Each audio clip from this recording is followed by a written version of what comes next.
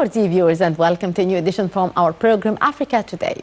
In today's edition, we are going to talk about the Africa-China Summit, which took place in Johannesburg, South Africa, with the participation of 40 world leaders from Africa and China. And, of course, Egypt delegation was represented by Prime Minister of Egypt, Engineer Sharif Ismail.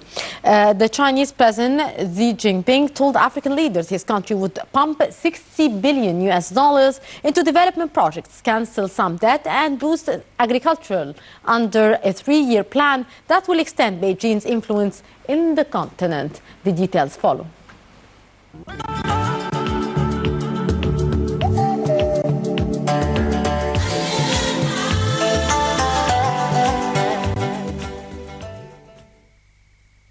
China's President Xi Jinping pledged to implement 10 cooperation plans in Africa and cancel debts.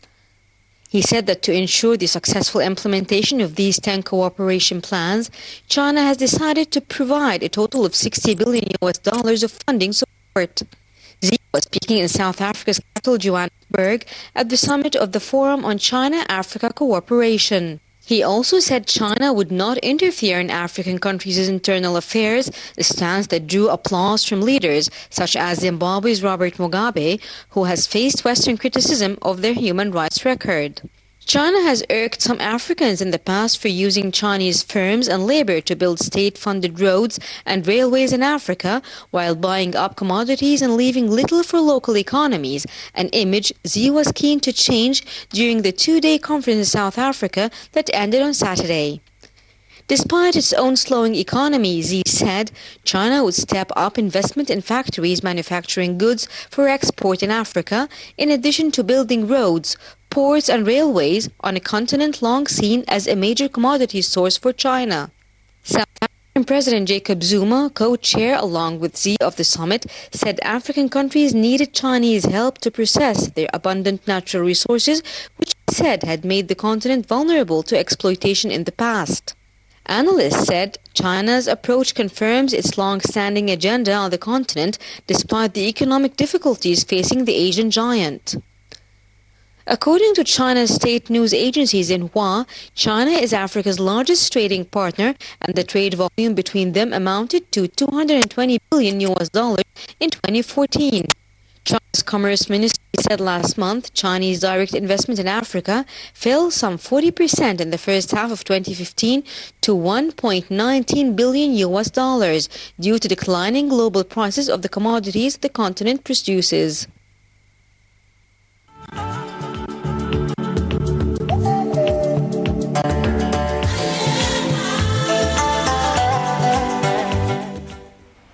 Armed men in the Central African Republic killed 8 civilians at a camp for displaced people and wounded more than 1 UN peacekeeper. The details.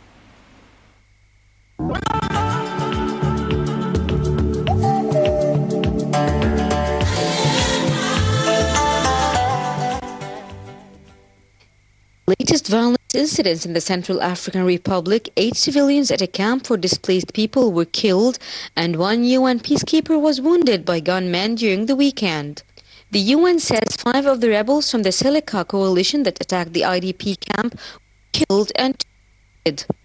The Central African Republic turned violent in early 2013 when anti-Balaka Christian fanatics unleashed a bloody campaign against the country's Muslim population, killing thousands.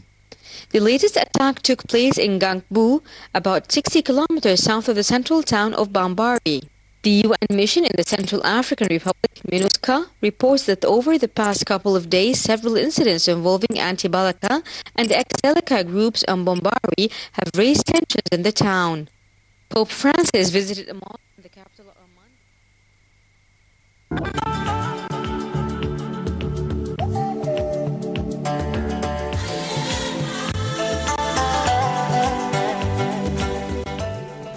And welcome back our dear viewers. As we promised, we are going to talk today about the Africa-China Summit, which took place in Johannesburg with the participation of more than 40 leaders from Africa and China. To shed more light on the issue, we are very much delighted to have our dear guest, Mr. Mohammed Al-Khouri, international media expert. Hello, sir, and thank you very much for being our guest. Thank you for having me. Sir, how do you see the importance of that summit of Africa-China, which is taking or wrapped up today in Johannesburg? What is the significance of this conference and the significance of the Egyptian participation in such a conference? In my opinion, this event derives its importance from the mere importance of Africa in the future of our world. Africa, as all the analysts are trying to emphasize, Yes. has or enjoys untapped resources as far as the future of development in the world. I mean, the global development is concerned. Yes.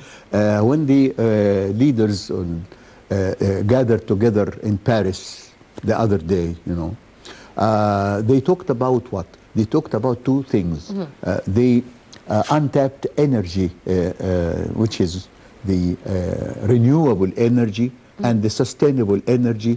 And Africa has a lot of this riches untapped under its soil and in its coasts and its oceans. Yes, you see. indeed.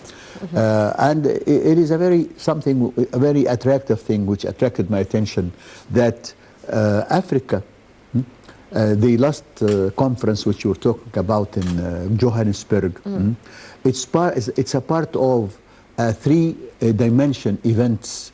First of all, happened last year in America, in the United States. Yes. The second, maybe 1 month before, in India, in New Delhi.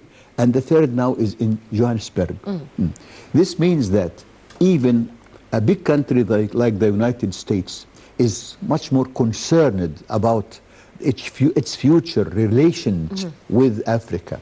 The same thing with the other two members of the BRICS group, as you know. The third one is, of course, South Africa. Yes, of you course. see, India and then China in Johannesburg conference showed their own concern and their own, let's say, will to build bridges with the African continent, not only in South Africa, but in the whole continent. Why at that particular timing, sir? As I say, Yes. the energy is the language of our future. Indeed, yes. Energy. Africa has all the energies or the sources of renewable energies because, traditionally speaking, as they say, the fossil sources of energy, which is the traditional thing, oil and gas and coal, you see, were the only sources of energy. Yes. Yes, they are cheap, relatively speaking. Yes, they have been being used all over the last generations, but they are so harmful.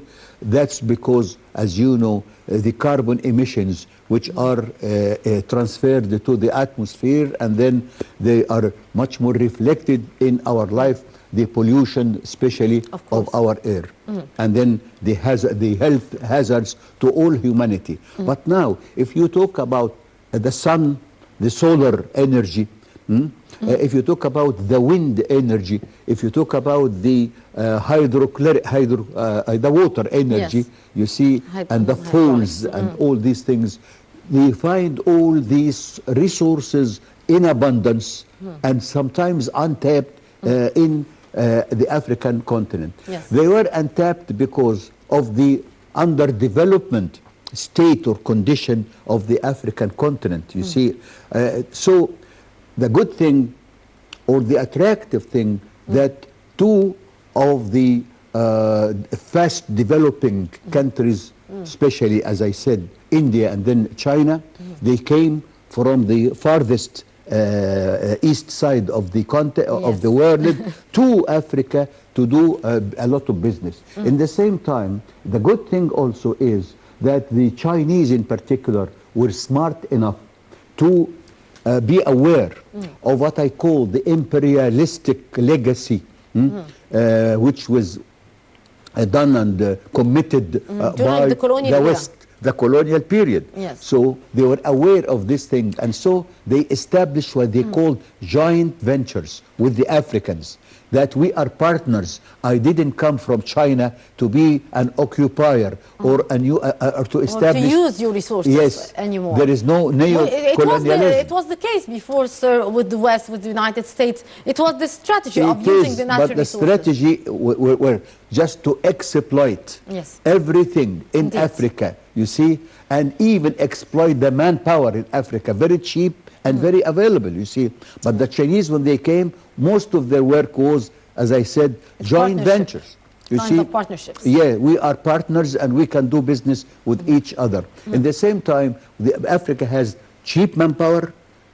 What the Chinese did is to train a lot of the African manpowers, especially in East Africa, and they sometimes they are cultivating hundreds of thousands of fiddans or acres, you see, in South Africa, especially for cultivating the food crops which have been provided to the Chinese people to secure their food supplies.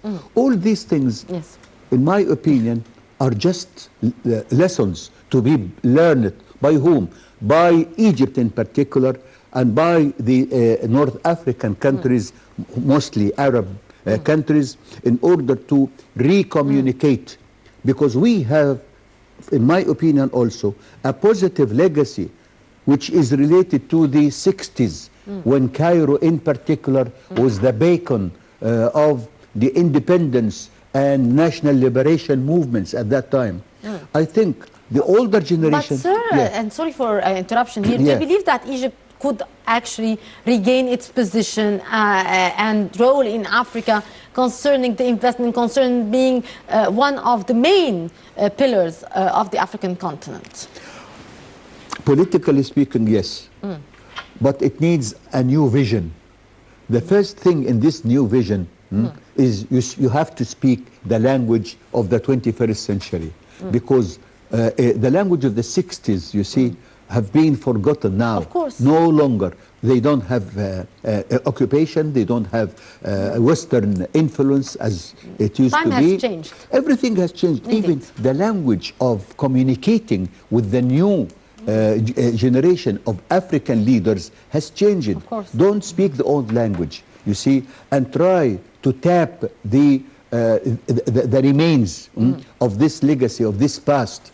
In the same time, at that time, we used to close ranks in the face of Western imperialism. Yes. Now we have to close ranks in the face of development challenges. We have a lot of challenges now.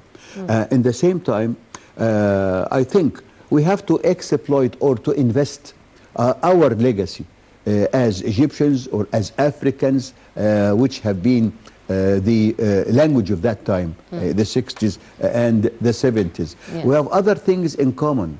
You see, our common interests as Africans, as developing countries, as people who are aspiring to a new phase in development and the progress.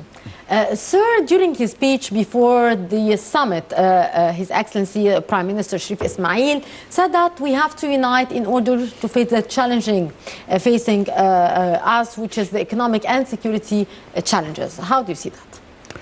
Yes, it is a good coincidence that Egypt have been elected unanimously in the Security Council to lead the movement against terrorism.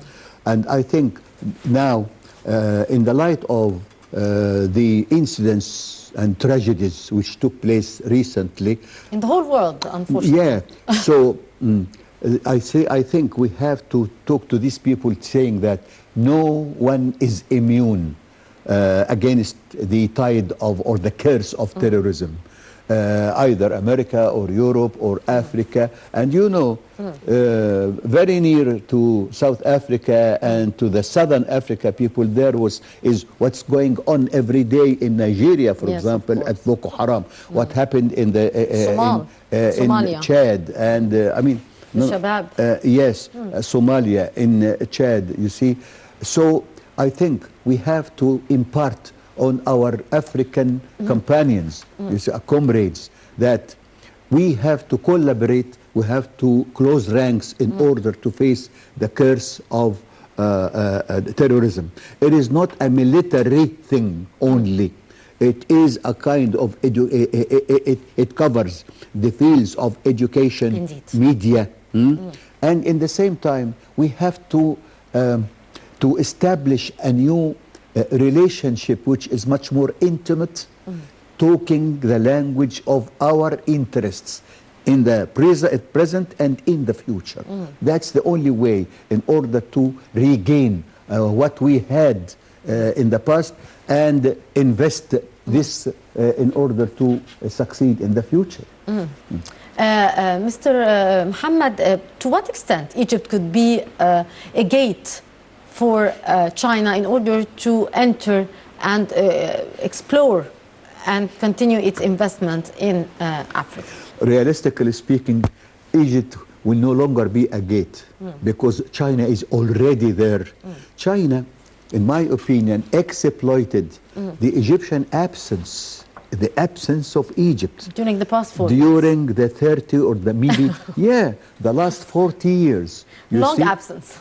Yeah, it is an absence, you see, and sometimes it was a kind of a nervous policy, a nervous way of steering our relations with our brothers in Africa. Look at what happened during the Mubarak reign between Egypt and Ethiopia after the assassination trial against Mubarak. We, yes, there are two things to behave. Two ways to behave, either to be nervous and always to be answering for the moment, or which did happen, unfortunately, and we paid the price. And now we are paying the price, or to have a strategic point of view, a vision for the future, and patience, and try to work for the longer term. That's what happened. And we have, by the way, the Chinese, in my opinion, invested their own civilization culture, their culture of the Asians, their patience. Yes, you can win not by the blow or the knockout, but you can win through points and points and points along a long span of time, you see? And that is it. That's what happened with China. And I have read a lot of books which were authored by a lot of authors in the West, especially in the United States, about China in Africa. You see, always, that was maybe from the start of the 90s, you see. It's a long time ago. It's a long time. And that, as I tell you, they did it step by step, very patient, and in the same time... Slowly but surely. Yeah. And always they were learning the lessons from the experience because it was something new. First of all, they sent some Chinese, as you say, as I can say, pioneers in Africa. And then they established new enterprises. And then they did what I said about, what I told you about the joint ventures. And now there is a kind of a dynamic between China and Africa. We can participate, in my opinion. But I heard about the new administration in Cairo. Yes. They try to establish what they call an agency for the shared and common development in Cairo for Africa at the same time. And I know that the diplomat who will head or be responsible for this thing is a good diplomat, he is efficient, and he can do a lot of things. You see, we have to start, first of all, in my opinion, with the South Sudan. First of all, the nearest African in Africa, the sub-Saharan Africa. And then we have to go to Ethiopia and to go to the Niger. And yesterday I think I heard about a meeting between our Prime Minister in Johannesburg. On the sidelines of the summit. Yes, on the sideline, and the Niger. I have visited the Niger. It's a very decent, quite small country, but as you know, Niger, it's poor, yes, like any other poor developing country, but it's so rich, in my opinion, because they have very rich deposits of uranium.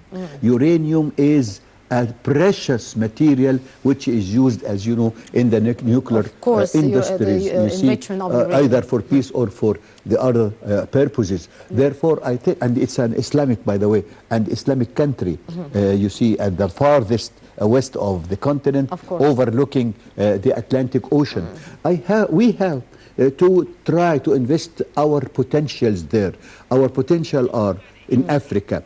Al-Azhar, our national patriotic Coptic church, and then our wealth of manpower who are trained here in the Egyptians, graduates, doctors, engineers, planners, educators. They have to go there. I know that for them, they prefer going to Europe and enjoying life in Europe. But actually, many Africans do come to Egypt and study, and we had the pleasure to interview some. I know it should be reciprocal. You have to send some people there, especially young generations, and to welcome, not only receive, to welcome the African young generations in Cairo. Indeed. You see, this reciprocity this mutual interest feeling will produce very positive results. Indeed. Mr. Mohammed Al-Khouri, international media expert, thank you, sir, very much for being our guest for today. Thank you so much. And with that, our dear viewers, we come to the end of this edition from Africa Today. Hope you have enjoyed it. Until we meet again next week, I'm Mahisti Rabia, signing off.